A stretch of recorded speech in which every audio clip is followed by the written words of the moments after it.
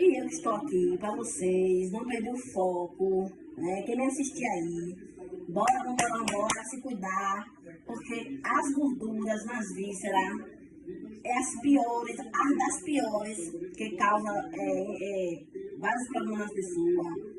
Infarto, gente, sabe, tudo por causa da gordura, tudo porque a gente realmente, nosso acomodação, ficar com o celular na mão, que eu estava assim esses dias, a gente se joga. Então, vamos se cuidar, vamos fazer um exercício, vamos fazer uma dança, vamos fazer algo que a gente saia desse acomodismo, para que a gente não venha sofrer complicações no futuro, porque a mamãe aqui está tentando sair dessa situação de pressão alta, pensamentos muito focados, né, em coisas que não pode.